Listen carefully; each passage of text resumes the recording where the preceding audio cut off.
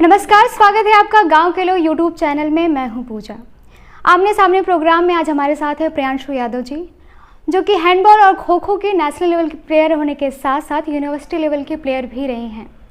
इन्होंने अपनी पढ़ाई बीएचयू और विद्यापीठ से पूरी की है। पिछले 15 वर्ष से समाजवादी पार्टी से ये राजनीति में सक्रिय हैं। प्रियांशु जी वाराणसी महानगर के अध्यक्ष होने के साथ साथ पूर्व प्रदेश उपाध्यक्ष भी रही हैं। वर्तमान में वाराणसी कैंट विधानसभा चुनाव की आवेदक हैं। आइए इन्हीं से जानते हैं इनके राजनीतिक सफर के बारे में। सबसे पहले आपका कार्यक्रम में स्वागत है प्रियांशु जी। सबसे पहले आज हमारा सवाल यही है कि आप एक खेल से जुड़ी रही हैं। आपने काफ़ी लंबे अरसे तक खेला, उसके बाद आपने राजनीति में टर्न किया, तो इसके पीछे की कहानी क्या है, ये हमारे दर्शकों को सबसे पहले बताइए। सबसे पहले तो मैं आपका शुक्रिया करना चाहूँगी कि आपने मुझे इस YouTube चैनल के माध्यम से अपने कार्यक्रम में मुझे यहाँ आने का अवसर दिया। उसके लिए आपका बहुत बहुत धन्यवाद जी। आपका प्रश्न है कि खेल से राजनीति में कैसे आ गई जी। तो फोकस तो हमारा खेल ही था। संयोगवश अब चूँकि 24 साल पहले की स्थितियाँ कुछ और थी जी। तो शादी हो गई हमारी और परिवार में सामंजस्य बिठाने में करियर पीछे छूट गया और राजनीति में आना महज संयोग है, क्योंकि मेरे परिवार में कोई भी राजनीति में कोई एक ग्राम प्रधान तक नहीं हुआ और ना ही राजनीति में कोई दूर दूर तक ऐसा कोई नाता था। अच्छा। तो ये संयोगवश ही हुआ कि मैं राजनीति में आई जी। लेकिन फिर भी आपने काफ़ी लंबे समय तक खेला, तो ये कब हुआ जब आप राजनीति में आए? और आपने क्या खुद से तय किया या फिर आप किसी और का चुनाव था कि आप राजनीति में जाएं? नहीं, ऐसा कुछ भी नहीं था। क्योंकि शादी के बाद एक लड़की के लिए तमाम विसंगत होती हैं, परिस्थितियां कठिन होती हैं जी। तो राजनीति में आने का कोई ऐसा प्लानिंग भी नहीं था कि ऐसे प्लान करके मैं आई। बस मैंने आपसे कहा कि ये संयोगवश और परिस्थितिवश हुआ। मैं उसी लिहाज से मैं दाखिल हुई राजनीति में। लेकिन चूँकि आने के बाद मुझे लगा कि ये एक चैलेंजिंग फील्ड है जी। और पढ़े लिखे लोगों की ज़रूरत हर जगह है जी। और मुझे लगा कि मैं इसमें बेहतर कर सकती हूँ जी। लेकिन फिर भी अभी मेरा एक सवाल जो है जवाब मिल नहीं पा रहा है कि आपने खेल को छोड़ने के पीछे का वजह खेल क्या मैंने है? छोड़ा नहीं जी। वो मुझसे छूटा जी। मैंने छोड़ा नहीं, वो हाँ। तो मैं फोकस लेके ही चल रही थी हाँ। मैंने कहा आपसे ना इसके पीछे की वजह क्या हो सकती है? क्या आप खुद का आपका निर्णय नहीं था? आप भी एक लड़की हैं, आप भी एक महिला हैं, आप भी उन परिस्थितियों से दो चार होती होंगी। बिल्कुल बिल्कुल। और अब में और 24 साल पहले में अंतर है जी। इस बात को आप मानती हैं? बिल्कुल। तो ये मान लीजिए कि ये परिस्थिति वश ही हुआ कि मेरा खेल छूट गया और उस खेल में मुझे जहाँ पहुँचना था मैं वहाँ पहुँच नहीं पाई जी। अच्छा, तो आपने जब राजनीति में दाखिल हुई आप, तो उस समय आपने सपा को ही क्यों चुना कि सपा के द्वारा ही राजनीति में मतलब लड़ा जाए या फिर चुनाव सामने आया जाए? राजनीति में सपा पार्टी को ही क्यों चुना, क्योंकि प्रदेश में और भी पार्टियां हैं? देखिए, मैंने आपसे कहा मैं संयोगवश आई जी। दूसरी बात ये, मैं चूँकि जाति का नाम लूँगी तो लोग मुझे कहेंगे कि जाति की बात करती हैं जी। मैं आपसे स्पष्ट रूप से कहना चाहूँगी कि मैं जिस पार्टी से जुड़ी डॉक्टर राम मनोहर लोहिया की विचारधारा के साथ, माननीय मुलायम सिंह जी नेताजी हमारे, वो समाजवादी पार्टी में महिलाओं की जो स्थिति है, चूँकि डॉक्टर लोहिया स्त्री पुरुष समानता के पोषक थे और हमारे नेताजी भी उसी परंपरा को लेकर आगे बढ़े जी। कि नर नारी में कोई भेद नहीं होना चाहिए जी। तो मुझे लगा कि ये मेरे घर जैसा है जी। फिर भी मतलब आपने अभी कहा कि समाजवादी पार्टी में जो महिलाओं के सम्मान की बात है जी। वहाँ सम्मान तो उसी सवाल पे मैं आना चाहूँगी कि अभी क्या स्थिति है उनकी, महिलाओं की स्थिति समाजवादी पार्टी में क्या है? आप किस तरह से देखती हैं? क्या अन्य पार्टियों के मुकाबले वहाँ स्थिति बहुत मजबूत है महिलाओं की? आपकी नज़र में क्या है? निस्संदेह मैं आपसे ये कहना चाहूँगी कि अन्य पार्टियों की स्थिति भी आप देख ही रही हैं। अभी हाल ही में एक बयान आया, मैं आपका ध्यान आकृष्ट कराना चाहूँगी। भारतीय जनता पार्टी की पूर्व राज्यपाल हैं बेबी रानी मौर्य जी। उनका एक बयान आता है कि 5 बजे के बाद महिलाएं थाने ना जाएं और जाएं तो अपने भाई, पिता या पति या पुत्र के साथ जाएं। जी। उसके 2 दिन बाद ही उनके गृह मंत्री का बयान आता है, अमित शाह जी का, कि 12 बजे रात में लड़कियां, 16 साल की लड़कियां गहने पहनकर स्कूटी से जाएं। तो उनकी बातों में ही कितना विभेद है, आप ये देख लीजिए। तो आप देख लीजिए कि महिलाओं के लिए, और हमारी समाजवादी पार्टी में महिलाओं की, चूंकि हमारी अखिलेश यादव जी की भी सरकार थी इसके पहले, तो महिलाओं के प्रति वो बड़े संवेदनशील हैं। अच्छा। और उनका फोकस ही मेन था कि महिलाओं को शिक्षा, उनकी शिक्षा, सुरक्षा और स्वास्थ्य वो लेकर चले। तमाम योजनाएं भी उनकी लागू हुई उसमें, और उस दिशा में काम भी हुआ। और हमारी समाजवादी पेंशन, समाजवादी सरकार की एक ऐसी योजना थी, 55 लाख महिलाओं के खाते में ये योजना पहुंची, 55 लाख महिलाएं उससे लाभान्वित हुई। और ये कोई एहसान नहीं था, वो महिलाओं के प्रति उनकी संवेदना ही थी कि आवश्यकता अनुसार अगर उन्हें आवश्यकता हो तो अपने बच्चे की फीस भी भर सकें और अपने घर का चूल्हा भी जला सकें। अभी आपने कहा कि बेबी रानी मौर्य ने और अमित शाह ने ये सारी चीज़ें कही हैं। इस तरह के बयान ऐसा नहीं कि समाजवादी में किसी ने नहीं दिया हो, समाजवादी पार्टी में भी कई लोग हैं जो इस तरह के बयान आए दिन देते रहते हैं या फिर दिया भी है। इवन मुलायम सिंह यादव जी की भी एक, हमेशा जब इस तरह की बात उठती है तो उनका एक बयान हमेशा रहता है कि लड़के हैं, लड़की से गलती हो गई है, रेप कांड पे उनका बयान आता। तो हमें लगता, मतलब मेरा ये था कि बातों से नहीं, मजबूत स्थिति कार्यों से, लोगों की कितनी संख्या है आपके पार्टी में महिलाओं की, इससे मैं जानना चाह रही थी। देखिए एग्जैक्ट संख्या तो मुझे नहीं पता, लेकिन जितनी ज़्यादा महिलाएं समाजवादी पार्टी से जुड़ी हैं, मुझे नहीं लगता किसी अन्य पार्टी में है। और सिर्फ बयान बहादुरी की बात मैं यहाँ कर ही नहीं रही हूँ, मैं आपको आंकड़े के साथ बता रही हूँ कि लगभग 55 लाख महिलाओं के खाते में समाजवादी पेंशन योजना गई। और ये पेंशन योजना, चूँकि हम कह रहे हैं कि हम लोग डॉक्टर लोहिया के अनुयायी हैं, सामाजिक सद्भाव और समानता के अनुयायी हैं, उसी के पोषक माननीय नेताजी हुए, जो कि उनके नेताजी की सरकार में महिलाओं को साड़ी और कंबल वितरण की योजना थी, वो चली।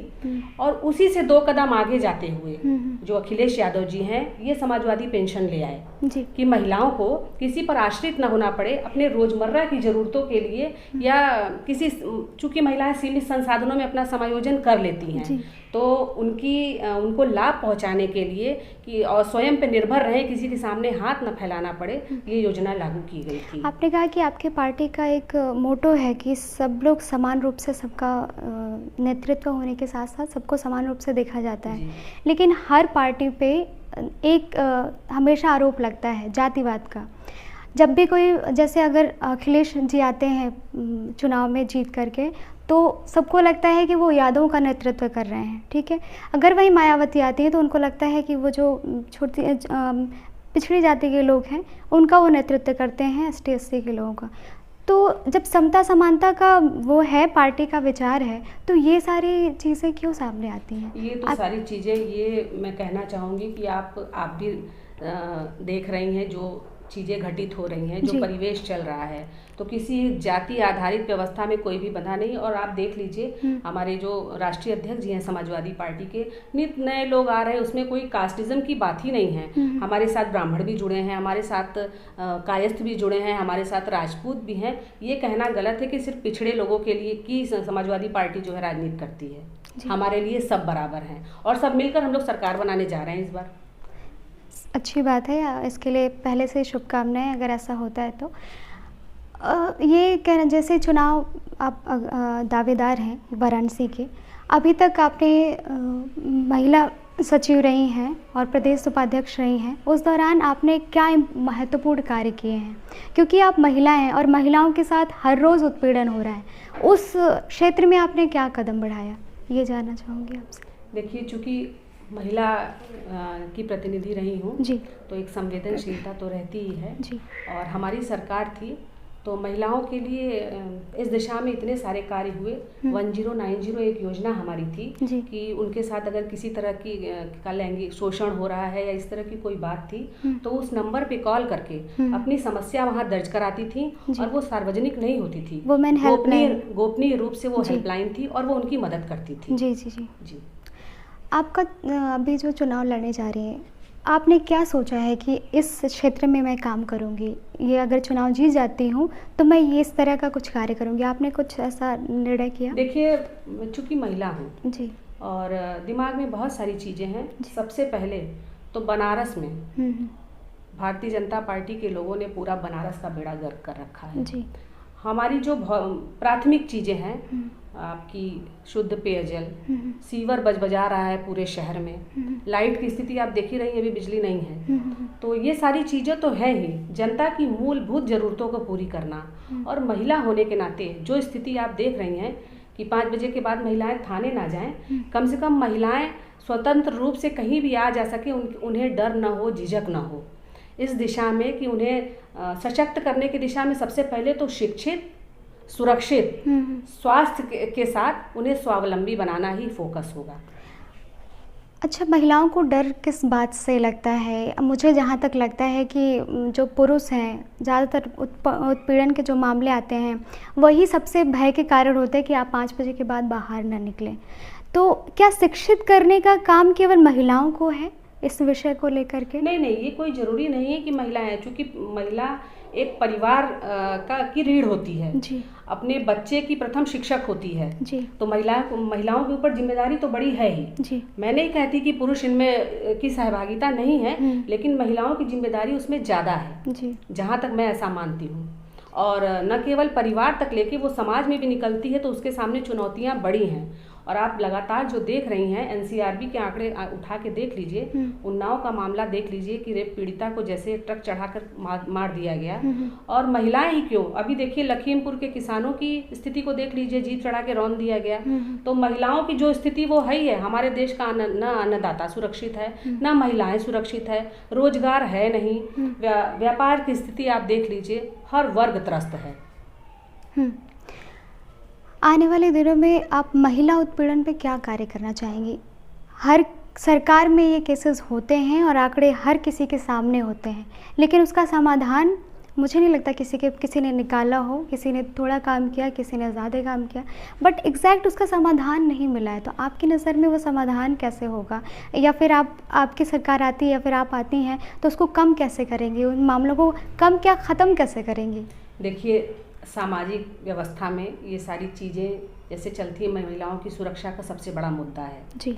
ठीक है, मैंने आपसे अभी जिक्र किया कि 1090 जो हमारी सरकार में, अखिलेश गवर्नमेंट में लाया गया था, बहुत हद तक महिलाएं उससे मतलब सुरक्षित क्या कहेंगे कि उनकी जो समस्या थी वो उनकी शॉर्ट आउट होती थी, समस्या सुलझाई जाती थी और बिना किसी ऐसे उसको सार्वजनिक किए हुए गोपनीय तरीके से वो उनके और वो हेल्पलाइन की बातें ही होती थी। और महिलाओं के लिए आप देख लीजिए, तमाम 102 डायल था, 108 डायल था, कौशल विकास मिशन था, तमाम ऐसी योजनाएं थी। और महिलाओं के लिए आप कहती हैं, मैं आपसे यही कह रही हूँ कि महिला पुलिस और महिला थानों की व्यवस्था सुनिश्चित होगी कि उनमें भय का माहौल नहीं रहेगा कि हम भी आदि आबादी हैं। और जिन्होंने हमें कहा कि यत्र नार्यस्तु पूज्यन्ते रमन्ते तत्र देवता, उन लोगों ने हमें देवी का दर्जा दे दिया। हमें देवी मत बनाइए। हम मातृशक्ति हैं, हम जननी हैं, हम स्त्री हैं, हम महिलाएं हैं, हमें वही रहने दीजिए। हमें देवी हम मत बनाइए, देवी की उपमा ना दीजिए। हम महिला हैं, हमें सम्मान से और सुरक्षा से महिला ही रहने दीजिए। जैसे ही अभी पिछले दिनों कांग्रेस की जो प्रियंका गांधी हैं, उन्होंने कहा कि हमारी जो पार्टी है वो 40% महिलाओं को अपने आने वाले चुनाव में शामिल करेगी। क्या इस तरह की रणनीति सपा सरकार भी अपनाएगी? देखिए, कौन क्या कहता है ये उनकी बातें हैं जी। और मैं आपको बता देना चाहती हूँ कि पंचायती चुनाव में माननीय नेताजी के प्रयास से ही महिलाओं की भागीदारी सुनिश्चित हुई जी। धन्यवाद करती हूँ मैं उनका कि महिलाएं इस क्षेत्र में आगे आईं। और चूंकि अभी हमारा चुनावी घोषणा पत्र आया नहीं है और हमारे नेता का मानना है कि इस बार सरकार जो बनेगी उसमें महिला और यूथ मिलकर सरकार बनाएंगे, तो निश्चित रूप से जो एक संवेदनशील हमारे राष्ट्रीय अध्यक्ष हैं, बहुत अच्छा चुनावी घोषणा पत्र लेके आएंगे जो महिलाओं के हित में होगा जी। बंगाल में जब चुनाव हो रहे थे उस समय एक जुमला चला था, खेला होबे। अभी यहाँ पे चल रहा है खदेड़ा होबे, तो इसका क्या पर्याय है? मतलब किस चीज़ का खदेड़ा चाहती है सपा सरकार? देखिए, ऐसा है कि लगातार जब से ये सरकार बनी है जी, आप देख लीजिए उठा के हर मुद्दे पर फेल है ये सरकार। न तो रोजगार है, न तो सुरक्षा है, शिक्षा की स्थिति आप देख रही हैं 2 साल से इस बार बोर्ड के जो स्टूडेंट थे प्रमोट कर दिए गए, वो भी मज़े में है कि हमें परीक्षा नहीं देनी पड़ी। तो ये बच्चों को अकर्मण्य बनाने की, शिक्षा से दूर करने की नीति है, ये हमें पीछे फिर ले जाना चाहते हैं। ये हमें कहते हैं कि आप पकौड़ा बेचिए, इनके पास रोजगार कहते थे 2 करोड़ रोजगार देंगे, और जिनकी नौकरी थी उनकी भी नौकरी चली गई। तो हम क्या उम्मीद इनसे कर सकते हैं। महिलाओं की स्थिति आप देख ही रही हैं। और ग्लोबल हंटर इंडेक्स में देख लीजिए कि 1947 से और 21 के पहले 55वें स्थान पर था, और वर्तमान स्थिति देख लीजिए कि 116 देश हैं और भारत 101वें नंबर पर पहुंच गया है। और हम आप अपने को धन्य इसलिए समझ सकते हैं क्योंकि हमारे पड़ोसी पाकिस्तान, म्यांमार, बांग्लादेश हमसे जो है नीचे स्थिति में, हम उनके ऊपर आते हैं। तो क्या इससे हम संतोष कर लें? हम 101वें नंबर पर पहुंच गए हैं। जी, आपने कहा कि अभी शिक्षा की स्थिति बहुत ख़राब हो गई है, अभी एग्ज़ाम नहीं देने को मिला, लोगों को प्रमोट कर दिया गया। अगर इस कंडीशन में आपकी सरकार होती, जो अभी चल रहा है कोरोना पीरियड, उस कंडीशन में होती, तो आपके पास क्या इसके समाधान थे? क्या आप एग्ज़ाम कराते? नहीं, देखिए, ये तो सरकार की ये प्राथमिकता होनी चाहिए ना। मैं ये नहीं कह रही हूँ कि सरकार उनकी थी तो जबरदस्ती ऐसा कुछ हुआ, मैं ये नहीं कहती हूँ। मेरा कहना ये है कि कोविड पीरियड आया, ठीक है, आप सरकार हैं, आप उत्तर प्रदेश में भी भारतीय जनता पार्टी की सरकार है, केंद्र में भी है। कोविड की स्थिति से आप भी 2-4 हुई होंगी, बिल्कुल, मैं भी भुक्तभोगी हूँ। तो हम क्यों नहीं इतने सालों में, जब से इनकी सरकार है, कितने विद्यालय खुले, कितने स्कूल खुले, कितने मेडिकल कॉलेज खुले, कितने मेडिकल उपकरण या संसाधन बढ़ाए गए, इस दिशा में कितने काम किए गए, वो आप भी देख लीजिए, मैं भी देख ही रही हूँ। अगर स्थितियां रहती, अगर इनके पास संसाधन थे तो इतने लोग काल के गाल में जो असमय समा गए, क्यों समा गए? जिनका परिवार अनाथ हुआ, जिनके घर का रोटी कमाने वाला चला गया, उनकी स्थिति से जाकर पूछिए कि उनके दिल पर क्या बीत रही है। जी, अभी मेरा एक सवाल बहुत महत्वपूर्ण ये है कि आप एक महिला हैं और आप राजनीति में हैं। एक हमेशा से इतिहास उठा के देखें, जो भी महिलाएं राजनीति में आई हैं, कहीं ना कहीं एक पुरुष के संरक्षण में आई हैं, ठीक है। हमेशा एक पुरुष समाज उन पे हावी रहा है, और कहीं ना कहीं उनके जो निर्णय हैं उनमें भी उनका असर नज़र आता है। तो ऐसा आपको कब लगता है, ऐसा क्या लगता है कि कब ऐसा समय आएगा जब वो नेतृत्व करने के लिए किसी क्या सहयोग, किसी पुरुष के ऊपर डिपेंडेंट, निर्भर नहीं होंगे, या फिर उनके इर्द गिर्द नेतृत्व नहीं करेंगी, वो स्वतंत्र रूप से नेतृत्व करने के लिए राजनीति में मुखर होंगी? जी पूजा जी, मैं सहमत हूँ आपकी बात से। महिला मतलब ही चुनौती। जी, महिलाएं जन्म लेती हैं तो सारी चुनौतियाँ सामने आके तुरंत क्रमशः शुरू हो जाती हैं। जी जी। और आपने सवाल किया कि पुरुषों के संरक्षण में ही, जी, तो बदलाव तो करना पड़ेगा। चीज़ें जो चली आ रही हैं वो ये एकाएक तो बदलेंगी नहीं, जी, और किसी न किसी को आगे आना होगा। तो जैसे हमारे राष्ट्रीय अध्यक्ष, चूँकि जिस पार्टी से मैं हूँ, वो महिलाओं के प्रति संवेदनशील हैं, क्योंकि वो भी 2 बेटियों के पिता हैं, उन्हें पता है। जी।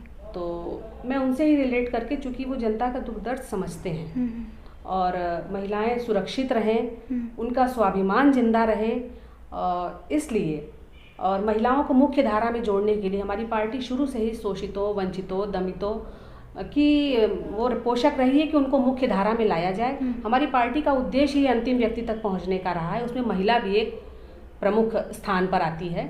तो मैं कहूँगी कि इस बार चुनाव में ये बदला हुआ स्वरूप आपको दिखेगा कि किसी पुरुष की स्टेपनी नहीं बनेगी महिला, और टिकट वितरण में भी से लेके भागीदारी में भी आपको एक नया रिजल्ट देखने को मिलेगा। जी, अभी ये सारे तो राजनीतिक सवाल हुए, एक आपसे जानना ये था कि एक महिला होने के साथ साथ आप राजनीति में हैं, आपको बहुत संघर्षों का सामना करना पड़ा होगा, तो आपका सफ़र यहाँ तक कितना संघर्षशील था और क्या क्या चीज़ें आपको झेलनी पड़ी हैं, थोड़ा सा बताएं। देखिए पूजा जी, चूँकि मैंने आपसे पहले ही बताया कि मैं किसी राजनीतिक परिवार से नहीं हूँ। जी जी जी, ठीक, और महिला होना ही सबसे बड़ी चुनौती है अपने आप में।